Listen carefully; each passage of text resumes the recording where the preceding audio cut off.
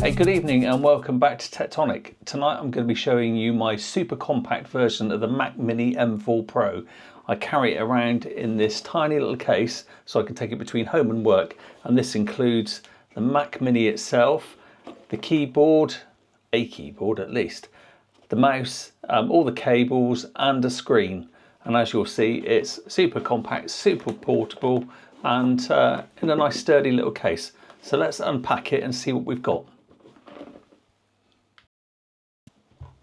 So first out of the case is my Mac Mini. So this is the M4 Pro Mac Mini, but of course this is exactly the same if you're going to be using the straight M4 model. It doesn't have to be the Pro one because they're the same dimensions. So that'll go down first on the desk. Next is a small foldable stand that came with my monitor. So this is a little tiny, comes flat and it unfolds. So you've got a little angled stand that you could place your monitor onto, as I will show you shortly. And then next comes the screen itself. Now this is a 7-inch HDMI input little portable screen. I originally got this to go with my Raspberry Pi, and I still use it with the Raspberry Pi, but it makes an ideal little monitor to go with the Mac Mini, and certainly makes it very, very portable with it. And this has got a resolution of 1024 by 600. So it's not full HD, but it's still a decent sized screen for the size to work with. So that goes on top. And then next to that is the kind of the coolest bit of all of it.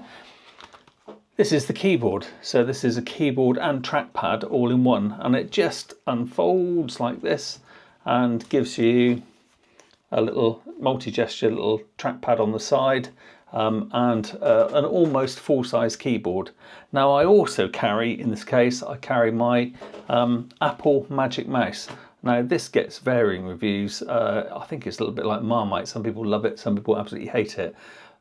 I've got used to it, so I'm kind of familiar with it. Maybe not love it, but it is still a very good mouse. The gesture control on the top with the touch sensitive surface, once you get into it, it's actually really, really good.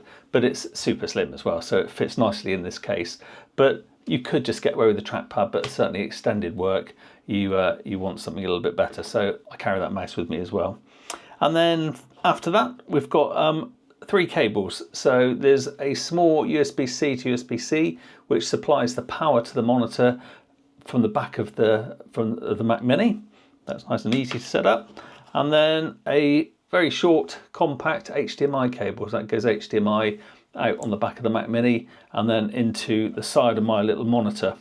I will, after I've shown you this and got it set up and running, I'll also show you the fact that you could use, if you've got yourself an iPad Mini, the iPad Mini, I can demonstrate that as well. The iPad Mini will fit into this case. So if you've got one of those, you can use that as a screen. And when doing that, you can, there's a couple of ways you can do it, but I just found the most responsive way is to use a little adapter like this, which plugs into the USB-C port on the back of the Mac Mini, and it gives you a standard HDMI, I don't know whether you see that, standard HDMI port on there, so I can use that same little cable plugged into it, and that will go from the back of the Mac Mini, from that one, into the iPad here, and you can use the iPad as a monitor using a free app that just gives you full screen use of it. And again, that's really good. And I say that the iPad Mini will fit quite happily in this case, but I tend to take this screen and the whole package, and I've got myself a little Mac that I can carry anywhere with me. So let's see it up and running. And as you can see, that's a really nice sharp screen that's barely larger than the Mac Mini itself, and then the keyboard, which with the touchpad I've got full use of it. I could even run things like DaVinci Resolve, and it runs of course at the normal speed of DaVinci Resolve, and I can load up last week's video, and it's quite possible now to play through the videos using the keys and the keyboard or the trackpad. I say I do like the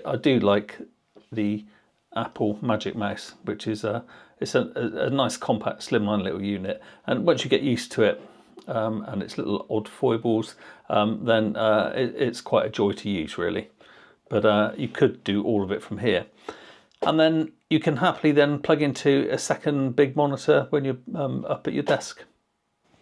So I played around with many variations on this one, including it working with my very compact keyboard, which I've also done a review of previously. I really enjoy this keyboard because it comes with me when I'm setting up computers during my day job and moving between machines. It's Bluetooth, it's got a little dongle so you can connect it to almost anything, and it works a treat with the Mac. In fact, that aligned up with the Mac Mini really strangely reminded me of my Sinclair ZX81, which was my very first computer, because the keyboards on there actually are remarkably kind of similar to it. So keyboards, you've got a great big choice of it, but any of these will fit into the same case. And I say the iPad mini can also be used as a screen. I'll show you that one in a minute, and that one just requires another cable, a different cable. So if you've got one of these, you've got another tool with you, or you could even use it as set up as a second mini screen on a 2 mini screen setup, which would be mind-blowing really. So I'll quickly take you through how you could set up an iPad to be wired connected to your Mac Mini. So there's 2 cables that I use for this.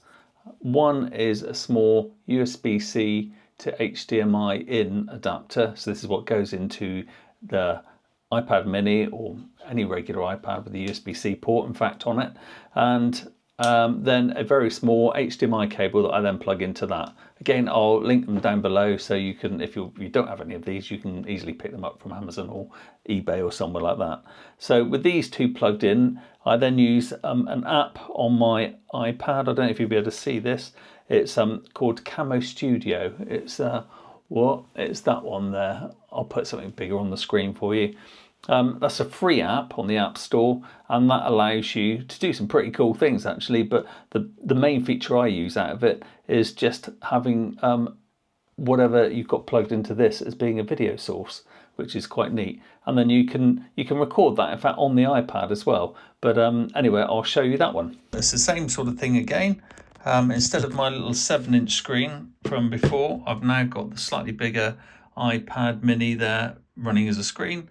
It's connected by the HDMI cable, which goes in via the USB-C, and I can still do all those same things. So I'll just play a little bit of this, run any apps you like, and in fact you can emulate higher resolution screens.